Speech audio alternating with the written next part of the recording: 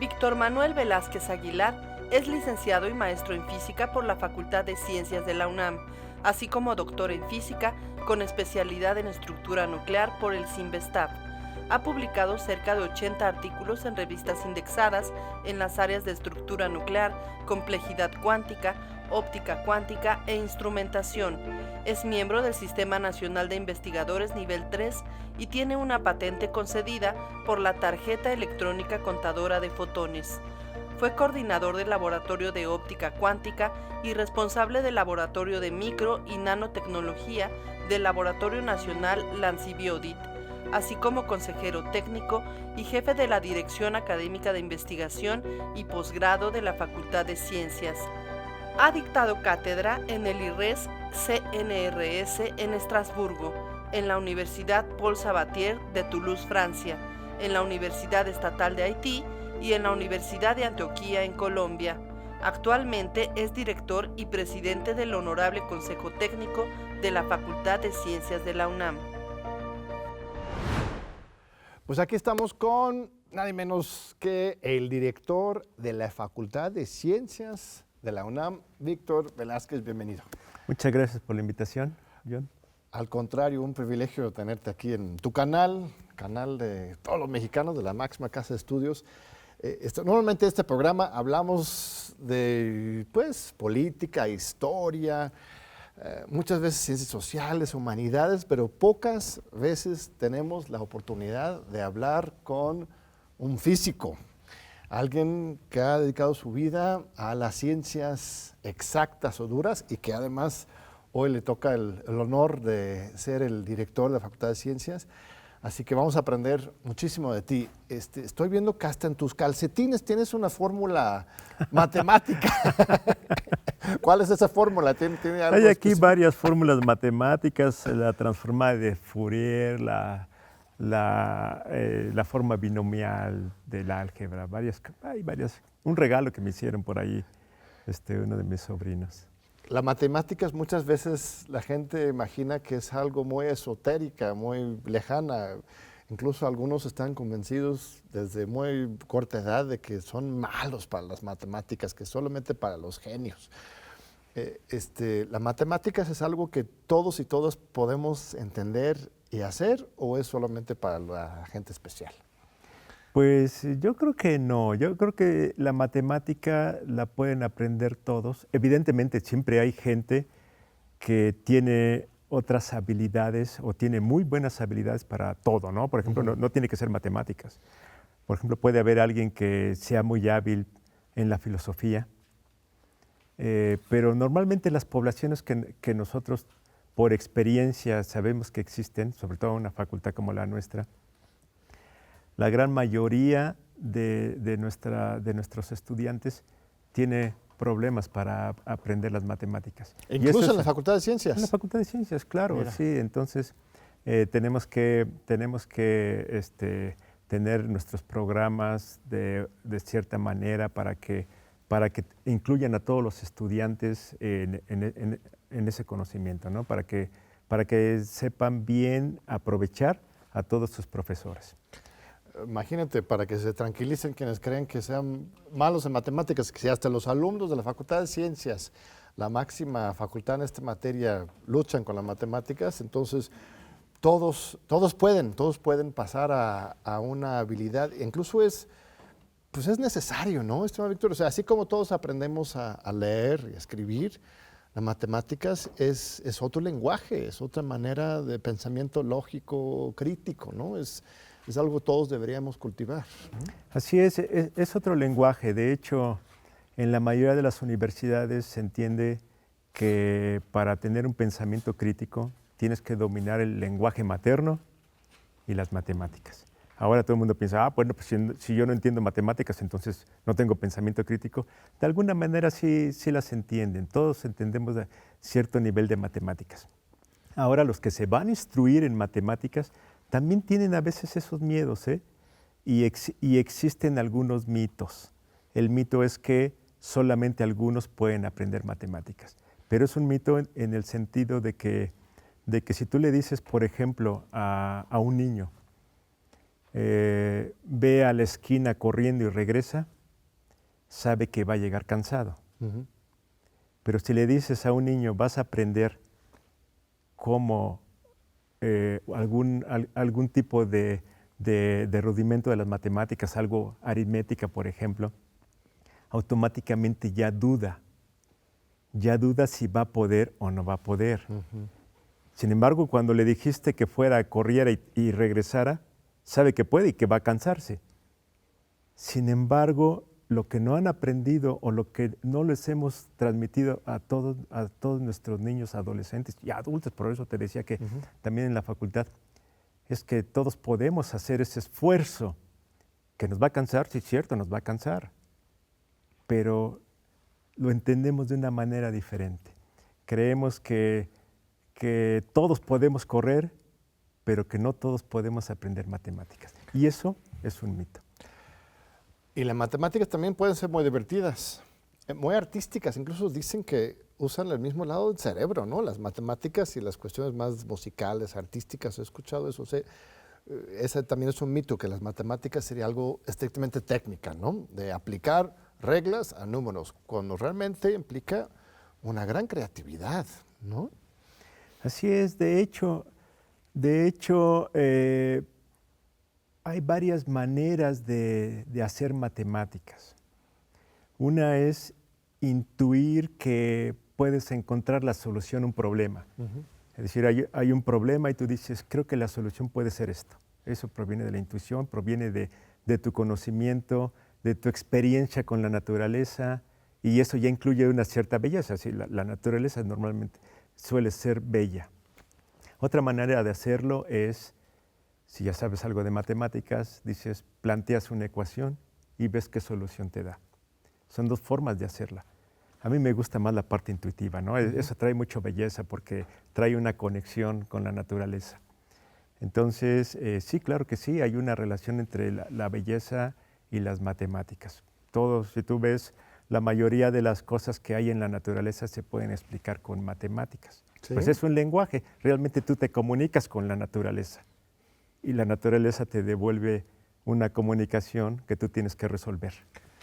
Baruch Spinoza, gran filósofo de ya hace más de 500 años, decía que Dios era un triángulo. Bueno, estoy resumiendo su pensamiento, pero literalmente Spinoza decía que la naturaleza se manifestaba, que la matemáticas era la manera en que podías revelar la magia de Dios. O sea, estudiar matemáticas era equivalente para Spinoza a leer la Biblia. O sea, es descubrir la magia, la esencia del mundo, ¿no? Así es, así es. Ahora no sé si lo decía, si era un triángulo equilátero o isósceles, pero ambos son bellos, ¿no? De hecho, se lo van descubriendo los niños poco a poco. Uh-huh. Poco a poco, cuando decían por ahí, de repente la gente va estudiando matemáticas, después se desvía a otra cosa y llegan tal vez a un cierto nivel, ¿no? Si tú preguntas por un teorema y todo, seguro que todo el mundo se sabe el teorema de Pitágoras, ¿sí? Uh-huh. Pero ya algunos ya no van más allá. Y lo aprendieron bien y saben de qué se trata. Entonces sí, todos identificamos esa belleza, tal vez algunos hasta cierto nivel, y no saben que la siguen utilizando, ¿eh? Pero la gente sigue utilizando las matemáticas y no lo sabe. Claro. Muchos no lo saben. Y para eso tengo un buen ejemplo. Hace miles de años la gente cazaba animales y lo hacía con, no sé, con flechas, con lanzas. Y sabían que un animal que estaba a una cierta distancia, si lo querías alcanzar con una lanza, no la lanzas en línea recta hacia donde está el animal. Lo lanzas hacia arriba y sabes que va a caer. Uh-huh. Y sabes, con cierta experiencia, sabes qué fuerza le tienes que dar a la lanza para que suba y luego baje. En la mente de esa gente ya había una parábola. Uh-huh. No sabía bien realmente de matemáticas, pero ya sabían una intuición, ya tenían una intuición matemática. Mucha gente la sigue teniendo y aunque ya dejó de estudiar matemáticas, tienen esa intuición. Lo que les falta es el formalismo. Pero es ahí donde decimos que la gente sí conoce esa belleza, lo que no conoce es el formalismo. Sí, otro punto de los viajeros, ¿no? Típicamente, ¿por qué para ir de aquí a Europa tienes que ir primero a Groenlandia, ¿no? ¿No? Que para llegar, el trazado más rápido para llegar a Europa es justamente una parábola, ¿no? También es por la forma de la Tierra, en fin, ¿no? Así es, hay geodésicas, ¿no? Lo que dices, tienes que trazar, el piloto sabe que pues no va a ir en una, en una línea recta, sino que tiene que saber cuál es la distancia, en este caso que puede ser la distancia más corta, más allá del tráfico que hay entre aviones, ellos saben qué es lo que es lo más rápido, más allá de lo más seguro también, ¿no? Claro. Bueno, vamos a seguir hablando de estos temas duros de matemáticas y física y de tus propias investigaciones. El doctor Velázquez es físico cuántico, ¿no? Experto en la luz, pero vamos a hablar de la Facultad de Ciencias también, a nivel institucional. Tienes ya 3 años, 3 años como director. ¿Cuáles son algunos de los proyectos que has impulsado? ¿Cuáles son tus proyectos para el futuro? ¿Cómo consolidar esta gran institución, la Facultad de Ciencias, que tanto ha dado a México? Fue de las primeras facultades de la UNAM, Sí. si no la primera, ¿no? Sí, así es. Bueno, los proyectos que tenemos son básicamente continuación de proyectos de otros directores. Sin embargo, a mí lo que me motiva como director es tratar de que estas problemáticas que existen en cuanto al aprendizaje traten de allanarse un poco, ¿no? Matemáticas, me regreso a las matemáticas. Las matemáticas en la facultad es un tronco común. Es decir, si quieres ser físico, tienes que pasar por las matemáticas.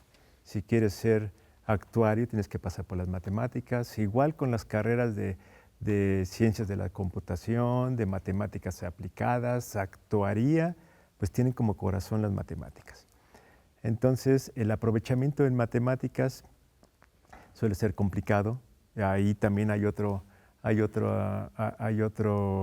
pues, que podemos decir como algo curioso, interesante, anecdótico, es que cuando todos los estudiantes llegamos a la Facultad de Ciencias por primera vez, nos encontramos, la mayoría, los biólogos no, pero todas esas carreras que he mencionado, hemos llegado a mencionar que siempre cuando primer semestre llegamos a la clase de cálculo 1, en el primer examen parcial nos ponen un 0.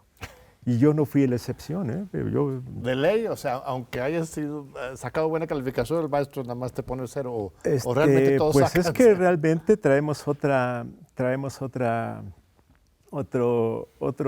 tranco de Claro. aprendizaje en el bachillerato. Y ya llegando a la facultad, ya es otro mundo. Y ahí tenemos que enfrentarnos con el rigor de las matemáticas y pues me tocó a mí mi 0, yo vi algunos de algunos compañeros y entonces de donde ahí tenemos que aprender que tenemos que dedicar más horas al estudio. Entonces uno de mis programas es precisamente dar impulso, motivación para que los estudiantes tengan tengan el camino más allanado en cuanto al aprendizaje de las matemáticas. Y tiene que ver con eso que comenté, ¿no? De la motivación por aprender matemáticas, la belleza de las matemáticas, todo eso. Y has movilizado todo un equipo de tutores, ¿no? Para acompañar a los alumnos, o sea, no solamente exigencia, que pues, es válida en la universidad, pero también acompañamiento para que la gente tenga un punto de apoyo para superar sus necesidades, ¿no? Así es.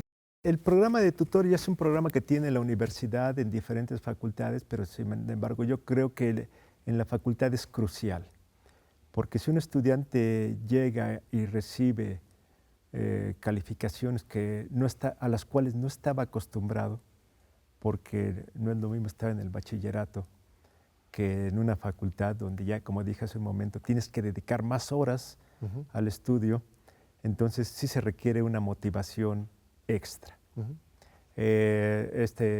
Nosotros tenemos un programa de tutores en el cual los estudiantes tienen un acompañamiento de los profesores donde los mismos profesores les dicen, el primer semestre es complicado. Eso no quiere decir que eres malo para esta carrera que ya elegiste.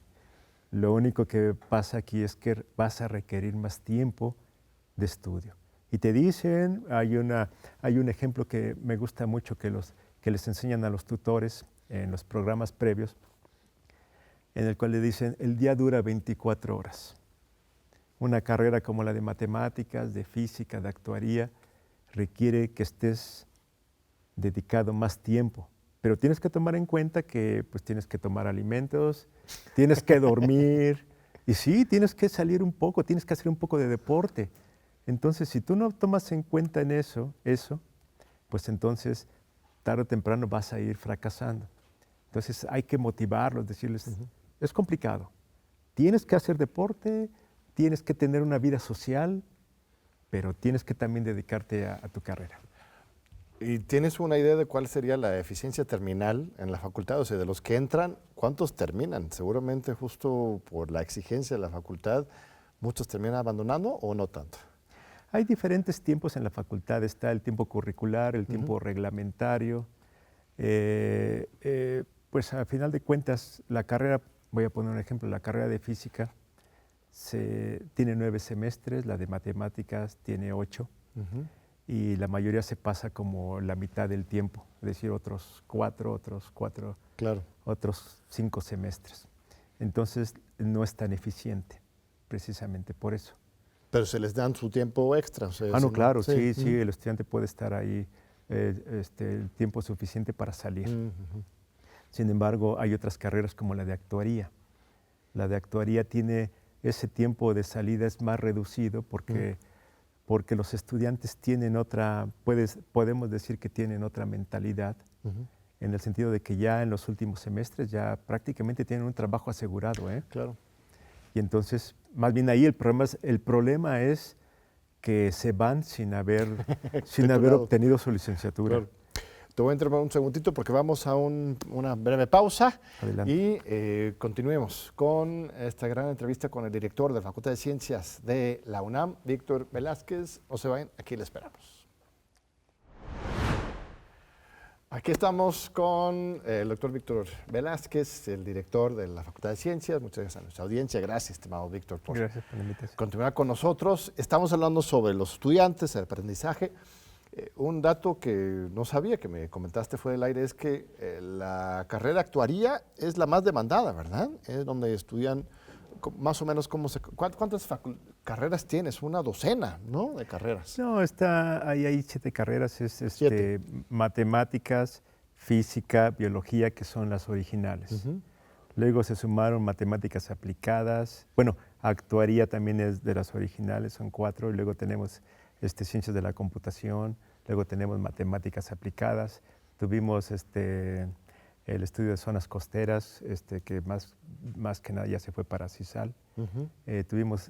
Tenemos todavía ciencias de la Tierra, pero realmente emigró a la ENCIT, a la Escuela Nacional de Ciencias de la Tierra, y ya tenemos prácticamente ya nada más los últimos estudiantes que están saliendo, porque ya los demás ya entran directamente a esta escuela.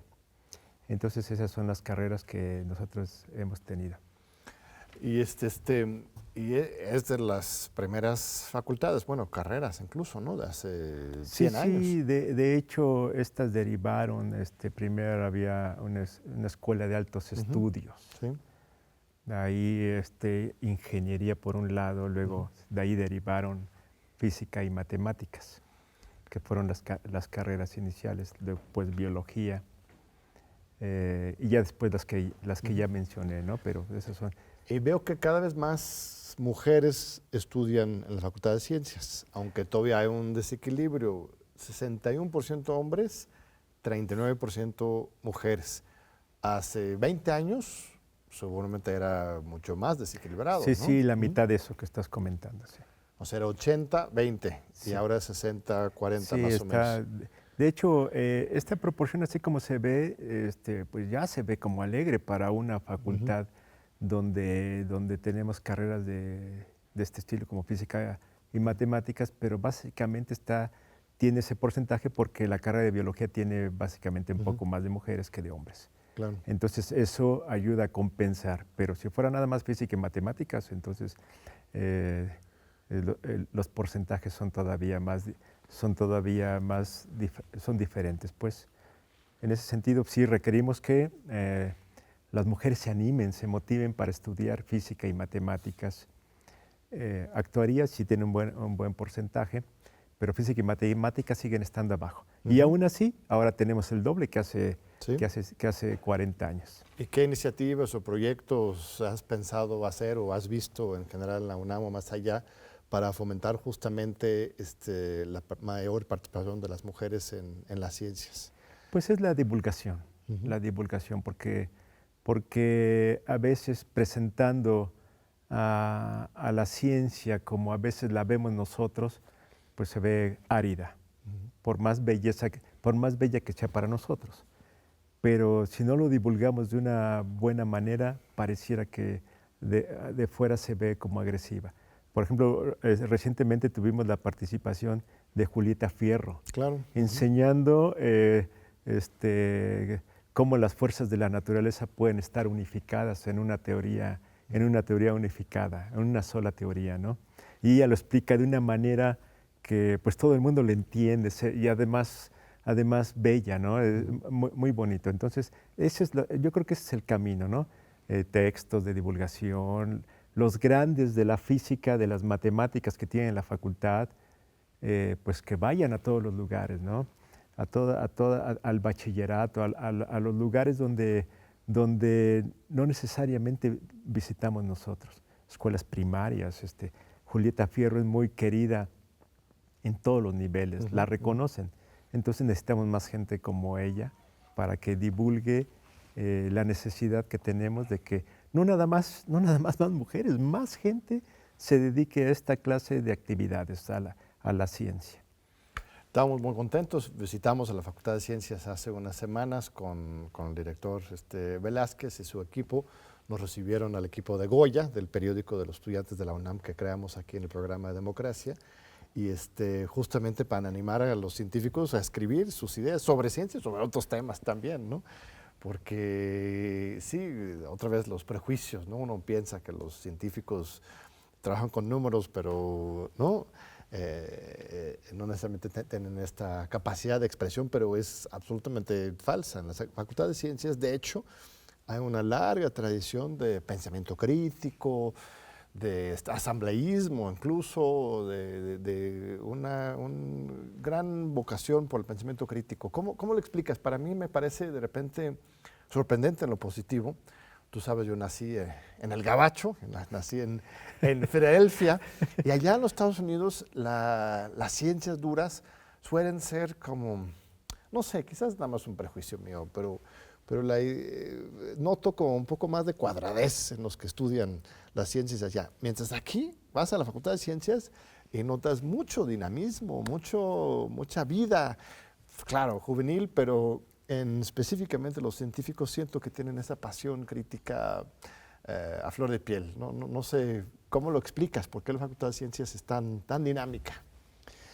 Bueno, primero déjame decir algo más de esto que tú estás comentando y luego trataré de explicar. Pero, ¿te acuerdas? En esta visita que nos acabas de hacer a la facultad y donde presentaste a un equipo de estudiantes que están publicando en esta revista Goya, un estudiante de psicología dijo, pues yo en la facultad allá pues no me sentía muy a gusto, me sentía un poco triste, pero sin embargo cuando fui a la Facultad de Ciencias, el ver los colores, los murales, eso me alegró.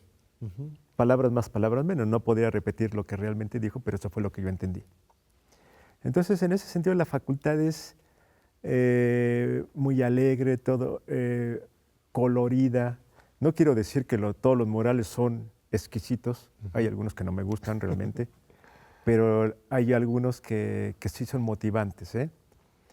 Pero yo creo que es un ambiente que los estudiantes crean, que solicitan entre ellos mismos para tratar de tener un ambiente que compense tantas horas de trabajo, de estudio. Claro.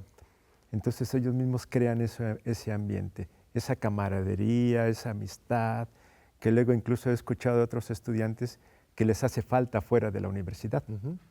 Entonces lo ven aquí como su casa, lo ven como parte de su casa, de su ambiente, que ellos creen que es lo que requieren, ¿no? Y a mí también me gusta ese ambiente. Nosotros cuando estamos en el intersemestral y hay muy poca actividad, pues también nosotros extrañamos, los funcionarios extrañamos a los estudiantes. Se siente muy sola cuando no están. Pues sí, puede ser eso, que como estudian tanto los científicos, tantas horas, ni modo, tienen que divertirse donde están, ¿no? Y convivir donde estudian, porque ni les da tiempo para trasladarse a otra parte. Alguna vez pasé un viernes ahí en la Facultad de Ciencias, tenían un relajo, un baile, ¿no? Muy alegre, muy feliz ahí en la plaza, una fuente central que tienen ahí. Y sí, la verdad me pareció muy positivo, ¿no? Sí, de hecho siempre han buscado un lugar en la facultad para manifestarse. Hay diferentes tipos de manifestaciones. Unas son estos bailes, otras son pues sus manifestaciones incluso políticas. Antes esas manifestaciones eran cerca de la dirección, ahí el lugar que llamábamos el lagartijero, porque salíamos ahí y se quedaban para platicar, nos asoleábamos ahí. Al lagartijero, porque ¿quién salía a solearse? ¿Los estudiantes? Pues sí, los estudiantes ahí estaban simplemente, y a veces habían ciertas situaciones de diversión también. Pasaba este carro de teatro político, también había alguien ahí que amenizaba haciendo figuras de papel, le llamaban el papirolas. Entonces era el lugar de reunión. Ya después, cuando se construyó la nueva biblioteca, antes la biblioteca estaba cerca de ahí también, era parte de la diversión, de un lugar de reunión, la biblioteca también, pero cuando se construyó la nueva biblioteca, en la parte donde está la estatua de Prometeo, ese pasó a ser el nuevo lugar de reunión.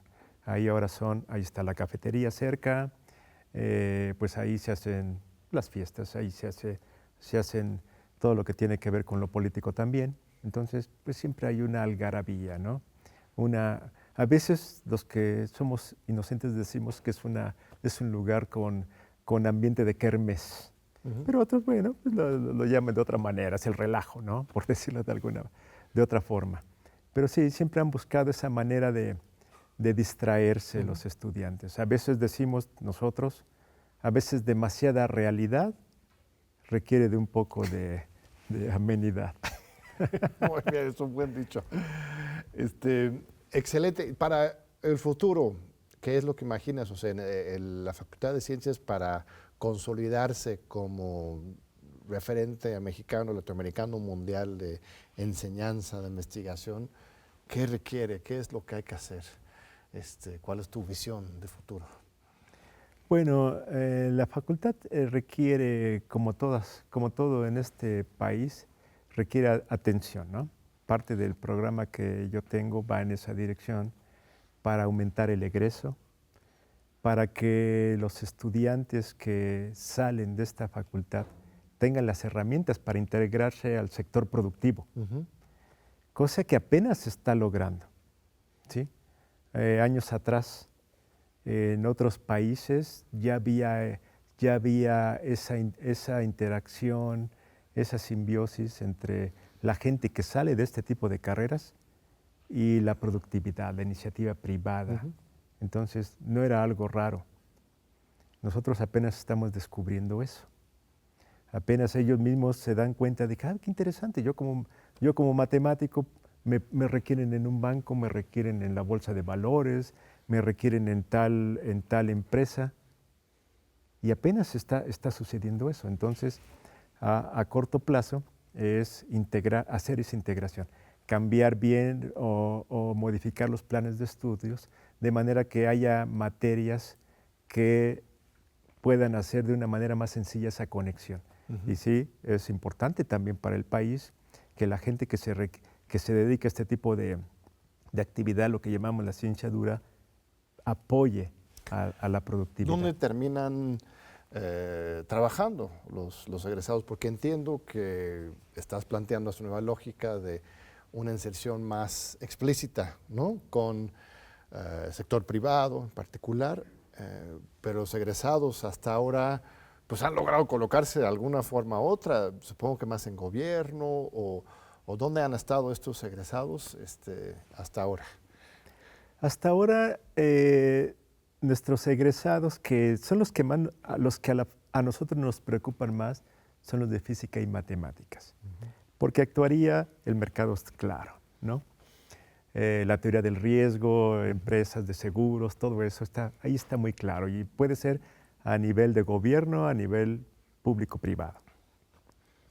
La biología tiene un campo de acción bastante amplio, que raya desde también el sector público-privado, muchos biólogos trabajan haciendo análisis, hasta en estos lugares donde se hacen análisis clínicos, porque tienen ese entrenamiento, donde se requiere también el sector público, la recuperación de bosques, es algo muy importante hoy en día, porque ustedes saben que nosotros también tenemos una materia transversal que tiene que ver con la biodiversidad. Ah, bien. Sí, la da Julia Carabia, mira nada más, ella la da y para todos también, para físicos, matemáticos, sobre todo biólogos. Entonces, biología, actuaría tienen un mercado bien definido y todavía se está abriendo más porque este es el siglo de la biología. Pero ciencias de la computación también es claro, ¿no? El empuje que ha tenido la computación, la comunicación, hoy en día la ciberseguridad, el internet, todo eso pues está ahí. Matemáticas aplicadas también junto con matemáticas y física son cosas que están renaciendo en la conexión de la educación a nivel universitario con esos sectores. Eso no lo teníamos antes. Y ahora más bien nos están descubriendo, El sector privado nos está descubriendo porque la gente que está entrenada en matemáticas, en física, sobre todo en matemáticas, donde he comentado que es donde se entrena ese pensamiento crítico, todos estos egresados fueron entrenados para resolver problemas. Y cuando llegan a un trabajo, la gente que los emplea descubren que este tipo de egresados no le tienen miedo a resolver problemas. Y los resuelven, terminan resolviéndolos. Y eso es muy importante. Entonces, podemos decir que nuestros egresados están siendo descubiertos ahora por un nuevo sector, el sector público, sector también privado, y creo que tenemos cada vez más oportunidades. Entonces, nuestro trabajo en la Facultad de Ciencias es proporcionarles más de estas herramientas. Además de su entrenamiento matemático, su entrenamiento que es para todas estas carreras que he mencionado, pues también les tenemos que impulsar un poco. El último estudio que se hizo de egresados tiene que ver con esa generación de 2018 y ahí dice que los egresados están pidiendo que en estas carreras haya más de inteligencia artificial, más de ciencia de datos, pero sobre todo también materias que tienen que ver con lo gerencial, porque los están ocupando ya hasta a nivel gerencial, porque es toma de decisiones. Pues muy bien, estimado Víctor. Vamos a ir a un segundo corte y continuamos ahora con el director de la Facultad de Ciencias, Víctor Velázquez. No se vayan, tenemos un último bloque en este diálogo muy importante y muy profundo. Ahí estamos. Seguimos con el doctor Velázquez, director de Ciencias. Hemos hablado de muchos temas. Vamos al asunto de la política científica. Como director de Facultad de Ciencias tienes una mirada nacional, incluso global, obvio, sobre cómo se configura este tema. Los países que invierten más en ciencias son los que están avanzando más en esta competencia global. El mismo rector Lomelí, en su programa de desarrollo institucional para su periodo 2024-2028, bueno, más bien 23-27, porque entró a finales de 23, señala esto como algo estratégico, ¿no? Invertir en la ciencia, la tecnología, que esto es lo que va a hacer diferencia. Hoy en México invertimos suficiente, nos falta, ¿por dónde está nuestra política científica y cuáles son algunos retos para el futuro? Bueno, pues sí, la política científica que han seguido los gobiernos que han pasado y están pasando. Todavía no queda algo definido en cuanto a esa política. Pienso que sí requieren más invertir en educación, ciencia y tecnología, entendiendo que educación incluye la divulgación, la apropiación del conocimiento, ¿no? Sí se requiere, digamos, a veces sí es malo hacer comparaciones, pero los países que tienen un cierto nivel de desarrollo es porque han invertido fuertes cantidades de recursos, tanto económicos como humanos, en ciencia y tecnología, en educación. Eso ha sido la tónica. Y creo que se ha aceptado que esa es la vía en muchos lugares. Entonces aquí sí nos ha faltado. Creo que se ha destinado, nunca hemos podido pasar de inversión más allá, bueno, ni siquiera hemos llegado al 1% del Producto Interno Bruto. Así de que yo creo que la perspectiva para el desarrollo de este país requiere más inversión en esa dirección. Y también esto va relacionado con una política industrial, porque si las empresas vienen a México para la mano de obra barata y no contratan a nuestros científicos y nuestros técnicos, se genera un ciclo vicioso, ¿no? Por otro lado, si no tenemos la oferta, estamos los dos lados, pues la oferta de científicos y también la demanda de parte de las empresas, porque si no, creamos nuestros físicos y matemáticos científicos y pues, la fuga de cerebros, ¿no? ¿Cuántos doctores en física formados en la UNAM y en las instituciones públicas hoy trabajan en los Estados Unidos en las grandes empresas? Bien por ellos, pero perdemos una gran inversión, ¿no? Así es. Por eso yo comenté hace un momento en cuanto a la situación de nuestros egresados. Tenemos la impresión de que recientemente, hablando directamente del sector privado, están descubriendo la importancia de contratar científicos. Creo que eso ayudaría a que no haya una fuga de recursos humanos y que también fuera más barato para el mismo sector privado hacer esa contratación y la generación de equipo construido en este país y no tener que comprarlo fuera. Creo que eso es muy importante. Creo que apenas estamos entrando en esa etapa. No, pues muy importante. Regresemos a las áreas de tu investigación más personal y directo. El tema de la física cuántica. Me parece fascinante. Yo nunca estudié física. He leído algunos libros como de divulgación sobre la física cuántica, pero a mí me gustaría que nos ayudaras a entender un poco más. Y además, haces óptica cuántica de la luz, ¿no?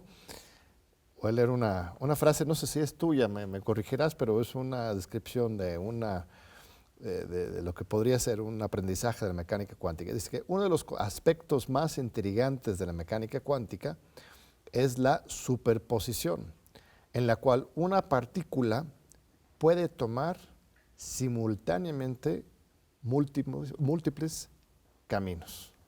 O sea, es decir, vas caminando y tienes que decidir cuál ruta y decides las dos rutas simultáneamente, bueno, al nivel de partícula cuántica, ¿no? Minúscula, invisible al ojo humano. ¿Cómo y por qué pasa eso y por qué implicó eso una revolución y qué posibilidades nos genera hoy en términos de innovación? Bueno, primero los términos de la innovación tienen que ver precisamente con eso. Luego trataré de decir o trataré de explicar en qué consiste esta superposición. Si aceptamos que una partícula podría estar en dos lugares distintos al mismo tiempo, ya, que suena contraintuitivo, como que esa es la palabra que utilizamos, podría utilizarse para la comunicación cuántica. Puede utilizarse, que ya hay algunos aparatos por ahí, algunas computadoras, en el cómputo cuántico. Ahora, cuando uno habla de que una partícula puede estar en dos lugares distintos, pues suena raro, ¿no? Porque es como si yo dijera que John Ackerman puede estar aquí en este estudio de grabación, pero también en su oficina en otro lado fuera de aquí de TV UNAM. Eso es lo que nosotros decimos que es contraintuitivo. Pero eso a nosotros se nos hace difícil de entender porque estamos acostumbrados a que tú no puedes estar en otro lado. Ujú. Y eso proviene de que nosotros estamos amarrados a esta realidad porque siempre, por cualquier camino que pasamos, dejamos una huella, ya sea de temperatura, ya sea de presión, y no es posible que no nos dejen de localizar, ¿no? Pero una partícula cuántica puede no ser localizada en un momento determinado porque no la puedes partir. Por ejemplo, un electrón no lo puedes partir. Hasta el momento, a este nivel donde estamos, nunca hemos encontrado la mitad de un electrón por un lado y la otra mitad en otro lado. Si no se parte, no deja información en un momento determinado. Si tú lo lanzas en un camino, lo localizas hasta allá, en el camino no va dejando información, no va dejando cachitos de electrón, como si nosotros dejamos cachos de información a veces. Aquí yo ya dejé caliente este asiento porque estoy compartiendo información con este asiento, pero si me hago una partícula, no. Y si no deja información, entonces, ¿cómo la localizas? ¿Cómo sabes dónde está? Entonces, esa falta de información o esa falta de contacto de esa partícula con la realidad, en un momento determinado, en el momento en el que produces, no sabes dónde está, si está aquí o está acá. Y no hay manera de saberlo. Entonces, puede estar en los dos lugares simultáneamente, hasta que decides medir dónde está. Entonces, lo que hacemos, por ejemplo, en nuestro laboratorio, producimos ese tipo de partículas que no sabemos si va en esta dirección o va en esta dirección, simplemente porque no comparte ninguna información, ningún cacho de ella. Y solamente hasta que ponemos detectores al final, sabemos que está aquí o está en este otro lado. Entonces, eso es lo interesante de la mecánica cuántica, que más bien se ocupa de estudiar esas partículas que, a diferencia de nosotros, no compartimos ninguna información y no necesariamente están ligadas a algún lugar. Y hago ese ejemplo a veces en el laboratorio y les digo a los estudiantes, miren, aquí está, si yo supongo que esta es la mesa de laboratorio, que es una mesa óptica que mide como 4 metros de largo por 1,5 de ancho. Y les digo, miren, me voy a poner aquí en esta esquina de la mesa y voy a caminar hasta la otra esquina de la mesa. Pero para que yo pueda hacer esto, requiero que salgan del laboratorio. Después, yo voy a caminar hasta el otro extremo. Y una vez que haya llegado al otro extremo, les voy a gritar, ya pueden entrar al laboratorio. Y entonces yo me muevo. Y les voy a decir, voy a caminar por aquí o voy a caminar por acá. Pero yo voy a llegar del otro lado.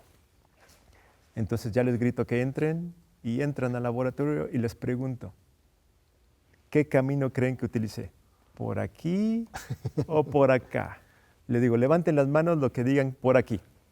Y casi siempre, casi la mitad levantan la mano para acá. Y la otra mitad levantan la mano por el otro camino. Y luego les hago la pregunta que casi siempre contestan bien. ¿Hay alguna manera de que sepan qué camino tomé? Y dicen eso. Bueno, si yo tuviera un sensor de temperatura lo suficientemente bueno, podría ver todavía las pisadas de este lado o de este lado. Entonces, yo les digo primero, bueno, sí, ganaron los que fueron por aquí, porque eso fue lo que hice. Y es ahí donde hago la pregunta y me dicen, bueno, sí, si tuviera un aparato de infrarrojo lo suficientemente sensible, todavía vería las pisadas por aquí. Entonces sí se puede saber. Digo, quiere decir que yo dejé un cacho de mi temperatura por este lado, ¿verdad? Pero si fuera un electrón que no puede o un fotón que no deja ningún cacho de él, realmente no se puede saber. Entonces, ahí el formalismo de la mecánica cuántica dice que si tú no puedes saber por dónde se fue la partícula, entonces el estado de esa partícula es una superposición de los dos. Y de ahí viene ese ejemplo del gato de Schrödinger, de que mientras tú no lo sepas, el gato puede estar en una superposición de vivo o muerto. Si tú lo tenías en una caja y estaba en peligro de morir y no sabes si ya al abrir la caja murió o no.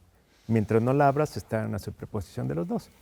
Entonces es un tema, es un asunto de información, de interacción de la partícula con la realidad. Y funciona porque lo hacemos en el laboratorio. Mandamos las partículas y si no tienen contacto con nada, los estudiantes pueden constatar que sí viajan por dos caminos. Fascinante. A ver, entonces, sí viaja por un lado o el otro, nada más que no sabes. O a la hora de saber, a la hora de observar, también estás alterando la realidad, ¿no? O sea, no es solamente que no sabes lo que está pasando ahí, sino que lo que pasa ahí depende también de cómo tú lo estás percibiendo, ¿no? O no sé si ya me estoy alucinando. No, está bien, son las preguntas que se hacen siempre. Y esa es la pregunta que viene después de esto que yo explico. Y les digo, imagínense que están en el espacio donde no hay nada, no hay luz. Y ustedes no saben dónde está el norte, dónde está el sur, no hay nada. Y te digo en qué dirección, y te digo que estás viajando, ¿en qué dirección estás viajando? Pues en principio en cualquier dirección, ¿verdad? Claro. No hay una referencia. Entonces, esa es la explicación que nosotros damos y que tiene que ver con referencias, y si alguien te ve es porque ya te intercambiaste con él fotones que se rebotaran en tu cuerpo y llegaran a los ojos de alguien, entonces ya te hacen y nosotros decimos en el argot de la física, te hacen aparecerte, colapsar tu estado en un lugar. Podrías estar en muchos, pero al final, porque alguien te vio, ya que compartiste esa información, ya estás ahí. Es difícil de explicar a final de cuentas, y aunque voy a recurrir a una frase de un físico muy famoso que se llamó Richard Feynman, se llama porque sigue estando en los libros. Él dice, esta superposición, este estado de superposición de dos caminos o más caminos es difícil de entender y nadie lo va a entender nunca. Entonces, ahí sí yo difiero de él. Yo creo que alguna vez un estudiante con el suficiente background de este tipo de teorías y arrojo puede llegar a entender qué es lo que sucede. ¿Sí? Tal vez no estamos en la época correcta, unos varios años más, adelante, no sé cuántos, un año más, a lo mejor a un estudiante se le ocurre bien qué es lo que realmente sucede en el universo con esto, 100 años más, no lo sé, pero podría dar una explicación realmente satisfactoria. Pues la teoría de la relatividad de Einstein es esto también, ¿no? De que todo está relativo, ¿no? Eso de que si estás en el espacio sin ninguna conexión con nada, no existes, ¿no? Que cualquier movimiento o sustancia existe siempre en relación a algo, ¿no? Así es, ahí hay algo de la relatividad general que tiene que ver con el principio de equivalencia y tiene que ver con que tú podrías estar en el espacio vacío dentro de un elevador o podrías estar cayendo en ese mismo elevador en un campo gravitacional y en ambos estarías flotando, en ambas situaciones estarías flotando dentro del elevador y no sabrías si estás flotando en el espacio sin ningún campo gravitacional o estarías cayendo en un campo gravitacional, no lo sabrías. Ese es el principio de equivalencia. Pero lo que más les encanta a los estudiantes es que cuando les explican este tipo de cosas, en este caso de la relatividad especial, que les dicen, si tú viajas a una velocidad cercana a la de la luz en una nave y luego regresas, entonces habrás avanzado en el futuro, porque entonces encontrarías aquí ya sea a tu gemelo o a tu familia con muchos más años y tú estarías joven. Entonces eso es lo que a los estudiantes les encanta. Les encanta y es una motivación para estudiar física también, porque ellos lo leen a veces en el bachillerato, en revistas o en artículos de divulgación y encuentran eso, pero ¿cómo es posible? Entonces podría yo fabricar la máquina del tiempo y todo esto, y eso es algo muy interesante. La ciencia ficción, al fin y al cabo, está basada en la ciencia, en los descubrimientos, aunque no hayamos logrado desarrollar los mecanismos para materializarlos o inmaterializarlos, están inspirados pues en esos descubrimientos, ¿no? Así es, de alguna manera la ciencia ficción que ha pegado, ya ven, Julio Verne hizo varias cosas que de repente escribió algunas novelas, relatos, que en un momento determinado sí llegaron a materializarse, como viajar a la luna, pero tiene que ver con esa intuición que yo comentaba hace un momento, ¿no? Hay una frase de Einstein que él decía, lo más increíble del universo es que se puede entender. Eso es lo más increíble. Pero yo a veces lo comento con los estudiantes, digo, pues a mí no se me hace increíble porque estamos hechos de lo mismo que está hecho el universo. Convivimos con el universo. Cuando digo que alguien puede lanzar una jabalina y lanzarla hacia arriba, en lugar de lanzarla al punto donde quieres que caiga, es porque comprendes cómo funciona al menos una de las fuerzas de la naturaleza, que es la gravedad. Entonces sí tenemos una intuición. Sí podemos comprender el universo. A lo mejor no de manera formal. Si quieres comprenderlo de manera formal, pues tienes que estudiar matemáticas. Te voy a decir, entonces esta es una parábola. Y esa parábola tiene estas características y la puedes describir con una fórmula matemática que depende del cuadrado de la distancia. Entonces es algo muy bonito. Pero lo más bonito es que la gente no se da cuenta que sí entiende o tienen una intuición matemática. Pues ya sonó la campana, el fin de la clase magistral que nos estás dando, estimadísimo Víctor, estimado señor director de la Facultad de Ciencias. Un honor, un privilegio tenerte aquí con nosotros. Muchas gracias por la invitación y pues sobre todo para hablar de las cosas que yo creo que podrían motivar a los estudiantes y a los que ni siquiera se han acercado a la física y sobre todo a las mujeres que todos estábamos hablando. Mucha gente cree que no puede dedicarse a este tipo de áreas, pero sí pueden, sí, incluso hasta deben. Pues muchas gracias. Un gran saludo a la comunidad de la Facultad de Ciencias, a todos nuestros televidentes, los que nos siguen todas las semanas aquí en Diálogo por la Democracia. Te esperamos de nuevo en 8 días aquí en TV UNAM. No faltes. Gracias.